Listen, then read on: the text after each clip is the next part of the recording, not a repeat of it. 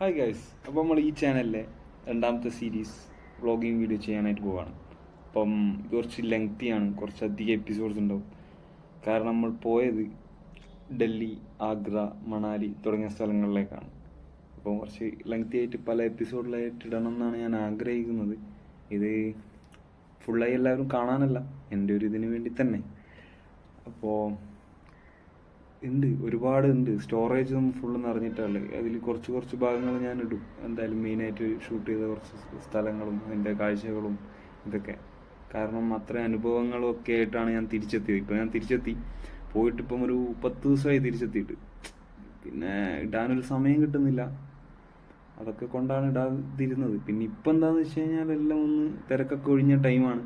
ലാലേട്ടൻ്റെ തുടരും ഇറങ്ങിയ ടൈമാണ്. അപ്പം അങ്ങനെ പടമൊക്കെ കണ്ട് എല്ലാം കൂളായി ഇരിക്കുന്ന ടൈമാണ്. എല്ലാം കൊണ്ട് സന്തോഷകരമായൊരു നിമിഷത്തിലൂടെ കടന്നു പോകുന്നൊരു ടൈമാണ്.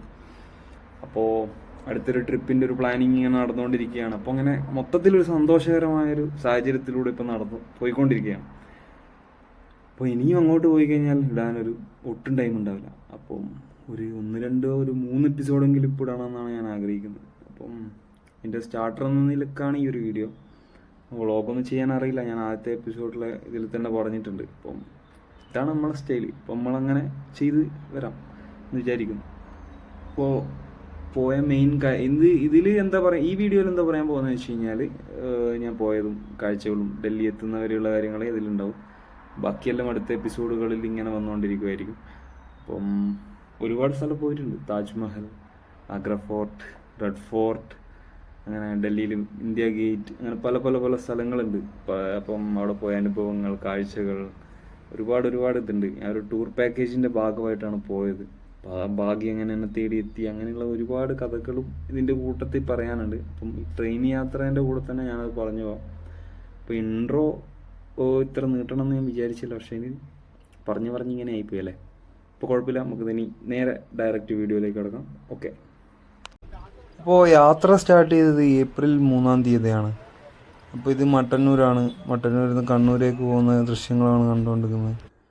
അതിനുശേഷം ഞാൻ കണ്ണൂർ കിഴക്കേ കവാടത്തിലെത്തി.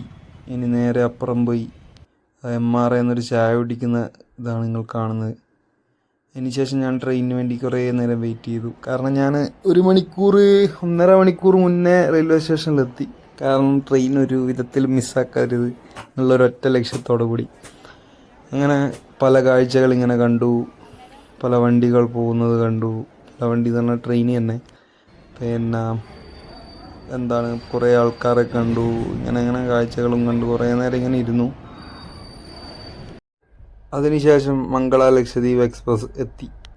അപ്പോൾ ഞാൻ കുറച്ച് ക്ഷീണത്തിലായിരുന്നു. കാരണം ലഗേജ് സാധനങ്ങളെടുത്ത് തൂക്കി കുറേ മണിക്കൂർ അവിടെ ഇരുന്നു റെയിൽവേ സ്റ്റേഷനിൽ. അതിന് ശേഷം ഇത് എത്തിയത് 6:30 ടൈമിലാണ് എത്തിയത്. അപ്പോൾ 6:30 കുറച്ച് ലേറ്റായിനി. എന്തായാലും കയറി. ഇത് പിന്നെ നമ്മളെ സ്ഥിരം പരിപാടി. ഒരു കണ്ണാടി ഇട്ട് കഴിഞ്ഞാൽ ഒരു വീഡിയോ എടുക്കുക, അതില്ല നമുക്ക് പറ്റില്ല. പിന്നെ ട്രെയിനിൻ്റെ പല ദൃശ്യങ്ങളും ഞാനിങ്ങനെ പകർത്തി. പിന്നെ അത്രയും മണിക്കൂറുണ്ട്, 42 മണിക്കൂറോളം യാത്രയുണ്ട്. അതായത് മംഗളയിൽ 42 മണിക്കൂർ വേണം. അപ്പോൾ ഇത് രാവിലത്തെ ദൃശ്യമാണ്. പിന്നെ താഴെ ഇരുന്നവരുമായിട്ട് ഞാൻ പെട്ടെന്ന് പരിചയപ്പെട്ടു. കാരണം അവർ കോട്ടയംകാരാണ്, മലയാളികൾ തന്നെയാണ്. അപ്പോൾ കണ്ണൂരെ വിശേഷങ്ങൾ അവർ തിരക്കി, കോട്ടയത്തെ വിശേഷം ഞാൻ തിരക്കി. അങ്ങനെ പെട്ടെന്ന് പരിചയപ്പെട്ടു. പിന്നെ ഫുഡൊക്കെ ഷെയർ ചെയ്തു. എൻ്റെ കയ്യിലുള്ള ബിസ്ക്കറ്റും കാര്യങ്ങളൊക്കെ ഞാൻ ഷെയർ ചെയ്തു. അവരെ സാധനങ്ങൾ എനിക്ക് ഷെയർ ചെയ്തു. അങ്ങനെ നല്ലൊരു രീതിയിൽ അവർ ആഗ്ര വരെ ആയിരുന്നു. അപ്പം ആഗ്ര വരെ എനിക്കൊരു നല്ല കമ്പനി കിട്ടി. ഇത് പിന്നെ മഹാരാഷ്ട്ര, അങ്ങനെ പല സ്ഥലങ്ങളാണ്. അപ്പോൾ ഞാൻ എങ്ങനെ ഈ ഒരു ട്രിപ്പിലെത്തി എന്നുള്ളത് ഈ യാത്രയിലൂടെ തന്നെ പറഞ്ഞു.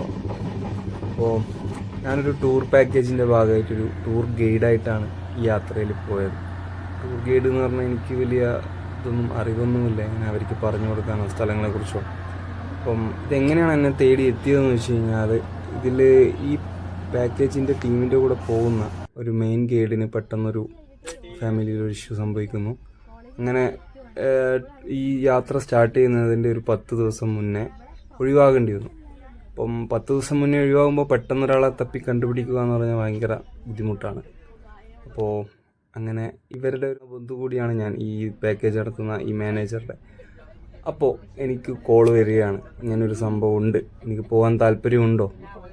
അപ്പോൾ ഞാൻ ചെറുപ്പം തൊട്ടേ പോകാൻ ആഗ്രഹിക്കുന്ന ഒരു സ്ഥലത്ത് പെട്ടെന്ന് എന്നോട് ഇങ്ങനെ എന്ന് ചോദിക്കുമ്പോൾ ഞാൻ എന്താ പറയുക, പെട്ടെന്ന് ഷോക്കായി. യെസ് എന്ന് പറഞ്ഞു, വേറെ ഒന്നും ഞാൻ ചിന്തിച്ചില്ല. അതിൻ്റെ അപ്പുറത്തേക്ക് ഞാനൊന്നും കടന്ന് ചിന്തിക്കാൻ പോയില്ല. അപ്പോൾ ആ ഒരു ഇതിൽ തന്നെ എനിക്ക് ഈ ഭാഗ്യം എന്നെ തേടിയെത്തി. യാത്ര ഞാൻ എന്ത് വന്നാലും നേരിടാന്നുള്ള ഇതിൽ തന്നെ യെസ് പറയുകയാണുണ്ടായത്. അപ്പോൾ ഇത് ഗോതമ്പ് പാടാണ്, ഇത് കണ്ടില്ലേ ഈ കാണുന്നത്. അപ്പം യാത്രേൻ്റെ കൂടെ തന്നെ എൻ്റെ സ്റ്റോറി കൂടി പറഞ്ഞങ്ങ് പോവാം, അപ്പോൾ രണ്ടും കൂടി ബാലൻസ് ആക്കി പോവാം. അപ്പോൾ അങ്ങനെ ഞാൻ എൻ്റെ സ്വപ്നങ്ങൾ കാണാൻ വേണ്ടി പോവാണ്. ഞാൻ പാഠപുസ്തകങ്ങളിൽ പഠിച്ച് കണ്ട് സ്ഥലങ്ങളും താജ്മഹലൊക്കെ ഇഷ്ടം പോലെ കണ്ടിട്ടുണ്ട്, ഒരുപാട് കഥകൾ കേട്ടിട്ടുണ്ട്. ഇതുപോലെ ആഗ്ര ഫോർട്ട്, റെഡ് ഫോർട്ട്, ഇതൊക്കെ നമ്മൾ പാഠപുസ്തകങ്ങളിൽ മാത്രം പഠിച്ചതാണ്, ഫോട്ടോ മാത്രം കണ്ടതാണ്. അതൊക്കെ നേരിട്ട് കാണാൻ പോകുന്നതിൻ്റെ വളരെ എക്സൈറ്റ്മെൻറ്റ് എൻ്റെ മനസ്സിലുണ്ടായിരുന്നു. അതല്ല ഈ യാത്രയിൽ എനിക്ക് ഈ ട്രെയിൻ യാത്രയിലൂടെ തന്നെ കാണാൻ പോകുന്നതിനെ കുറിച്ച് ഞാൻ ഓവറായി ചിന്തിച്ച് ആലോചിച്ചിരുന്നു. കാരണം അത്രയധികം സന്തോഷത്തിലായിരുന്നു. കാരണം ഇത് എന്നെ സംബന്ധിച്ചിടത്തോളം ഞാൻ പെട്ടെന്ന് എനിക്ക് കിട്ടിയൊരു ഭാഗ്യമാണ്, എന്താ പറയേണ്ടതെന്ന് തിരിയാത്തൊരവസ്ഥ. കാരണം നമ്മൾ എങ്ങനെ പോകും, എങ്ങനെ സാധിക്കും, അല്ലാതെ ഞാൻ പോവുകയാണെങ്കിൽ എനിക്ക് അത്രക്ക് പൈസ ആവശ്യമാണ്. യാത്രയുടെ ചിലവ്, കാര്യങ്ങൾ, ഇതെല്ലാം പെട്ടെന്ന് സാധിക്കണമെന്നില്ല എന്നെ സംബന്ധിച്ചിടത്തോളം. ഇപ്പോൾ എനിക്ക് ഏറ്റവും കൂടുതൽ നന്ദി പറയാനുള്ളത് റോബർട്ട് ഏട്ടൻ, സംഗീത ചേച്ചി, ഇതിൻ്റെ മാനേജർമാരായിട്ടുള്ള രണ്ടുപേരോടാണ്. കാരണം ഈ ഒരു ഭാഗ്യം കൂടി എനിക്ക് തന്നത്. അപ്പം അവർക്ക് വേറെ ആരെങ്കിലും ഒരു പ്രൊഫഷണലായിട്ടുള്ള ആൾക്കാരെ പെട്ടെന്ന് തപ്പാമായിരുന്നു. പക്ഷേ അവർ എന്നെ അറിയാവുന്നത് കൊണ്ടും ഞാൻ എങ്ങനെയാണെന്ന് അറിയാവുന്നത് കൊണ്ടും എന്നെ വിശ്വസിച്ചിട്ട് ഒരു 38 പേരുടെ ചുമതല എനിക്ക് തരികയാണ്. അപ്പോൾ അതെനിക്ക് വിജയകരമായി പൂർത്തിയാക്കണം എന്നുള്ളൊരു ഇതുണ്ടായിരുന്നു. അവരുടെ പേരൊരിക്കലും കളയാൻ പാടില്ല എന്നുള്ളൊരു ചിന്ത എനിക്കുണ്ടായിരുന്നു. എന്ത് വന്നാലും നല്ലൊരു രീതിയിൽ ഞാൻ നിൽക്കും എന്നുള്ളൊരു ഉണ്ടായിരുന്നു, എനിക്കൊരു ലക്ഷ്യബോധം എന്ന് പറയാം. കാരണം ഇത് എനിക്കും കൂടിയുള്ളൊരു ട്രിപ്പാണ്. ആ 38 പേരെങ്ങനെയാണോ അതുപോലെ തന്നെയാണ് ഞാനും എന്നുള്ളൊരിതുണ്ട്. അപ്പം പല കാഴ്ചകൾ കാണുമ്പോൾ എനിക്ക് വളരെ സന്തോഷമുണ്ടായിരുന്നു. പുതിയ അനുഭവങ്ങളാണെല്ലാം. ഈ യാത്ര തന്നെ, ഞാൻ കർണാടകത്തിൻ്റെ മുകളിലേക്ക് പോയിട്ടേ ഇല്ല. അപ്പം പല സ്ഥലങ്ങൾ കാണുമ്പോഴും എനിക്ക് അത്രയ്ക്ക് സന്തോഷമുണ്ട്. ഇത് മഹാരാജ എക്സ്പ്രസ് ഒക്കെ കൊള്ളാം, അതിൻ്റെ ഉള്ളിൽ ഡൈനിങ് അങ്ങനത്തെ സംഭവങ്ങളൊക്കെ ഉണ്ടായിരുന്നു. പിന്നെ പല സ്ഥലങ്ങൾ ഇങ്ങനെ കാണുമ്പോഴെല്ലാം എനിക്കൊരു സന്തോഷം. കാരണം ഇതൊക്കെ അല്ലെങ്കിൽ ഞാൻ എപ്പോൾ കാണാനാണ്, അതിൻ്റെ ഒരു സന്തോഷം. അപ്പം പല കാഴ്ചകൾ, പല ബിൽഡിങ്ങുകൾ, ഇതൊക്കെ ഒരു പുതിയ അനുഭവങ്ങളാണ്. പുതിയ സ്ഥലങ്ങൾ, പുതിയ അനുഭവങ്ങൾ എല്ലാം നമുക്ക് വെറുതെ വീട്ടിലിരുന്നാൽ നമുക്കതൊന്നും കിട്ടില്ല. നമ്മൾ ഈ ഒരുപാട് പണം സമ്പാദിച്ച് വെച്ചിട്ടും കാര്യമൊന്നുമില്ല.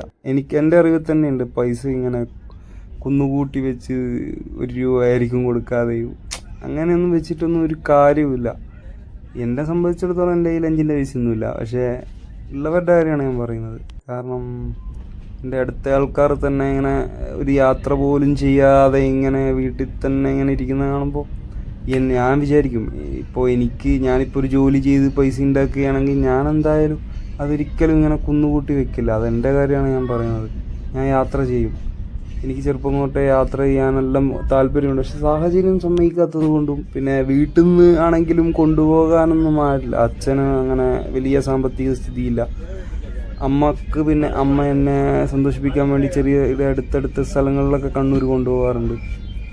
അപ്പോൾ വലിയ അങ്ങ് ദൂര സ്ഥലങ്ങളിലേക്ക് കൊണ്ടുപോകാൻ സാധിക്കില്ല. അപ്പോൾ പെട്ടെന്ന് കിട്ടിയൊരു ഭാഗ്യം എന്ന് എനിക്ക് പറയാനുള്ളൂ. ഞാൻ ഇടയ്ക്കിടയ്ക്ക് പറയാനുള്ള കാരണം ഞാൻ അത്രക്കും സന്തോഷത്തിലായിരുന്നു. സന്തോഷം, എക്സൈറ്റ്മെൻറ്റ് എല്ലാം കൊണ്ടും ഞാൻ ഒരു മൊമെൻറ്റിലായിരുന്നു, എൻ്റെ മൊമെൻറ്റിൽ. കാരണം അതുകൊണ്ടാണ് ഇപ്പോഴും യാത്ര കഴിഞ്ഞ് വന്നിട്ട് ഞാൻ ഇത്രയും സന്തോഷിച്ച് സംസാരിക്കാൻ കാരണം അതാണ്. ഇടയ്ക്കിടയ്ക്ക് ഞാൻ പറഞ്ഞ കാര്യങ്ങൾ എന്നെ റിപ്പീറ്റ് ചെയ്യാനുള്ള കാരണം അതാണ്. ഇത് ഞാൻ പിന്നെ ഡൽഹിയിൽ എത്തിയിട്ടുള്ള ഇതാണ്. റെയിൽവേ സ്റ്റേഷനിൽ നിന്ന് പിന്നെ വീഡിയോസ് എടുക്കാൻ പറ്റിയില്ല. കാരണം പെട്ടെന്ന് നമ്മളെ കമ്പനി വണ്ടി എത്തി. അപ്പോൾ പിന്നെ ലഗേജും ആൾക്കാരെയും കൊണ്ട് പെട്ടെന്ന് വണ്ടി കയറേണ്ട ഒരവസ്ഥ വന്നു. അപ്പോൾ ഞാൻ എല്ലാവരെയും നിയന്ത്രിച്ച് വണ്ടിയിലേക്ക് കൊണ്ടുവന്നു. അപ്പോൾ ഡൽഹി മഹിപാൽപൂരിലെ അർമാനി ഹോട്ടലിലെ റൂമാണിത്. ഇതാണ് എൻ്റെ റൂം. ഇതേപോലത്തെ റൂമുകളാണ് ബാക്കി 38 പേർക്കുമായിട്ട് കൊടുത്തിരിക്കുന്നതും. അപ്പോൾ ഇനി അധികം നീട്ടുന്നില്ല, ഈ വീഡിയോ ഇവിടെ അവസാനിപ്പിക്കാം. ബാക്കി അടുത്ത അനുഭവങ്ങളും കാര്യങ്ങളുമായി അടുത്ത എപ്പിസോഡിൽ കാണാം. Okay, by.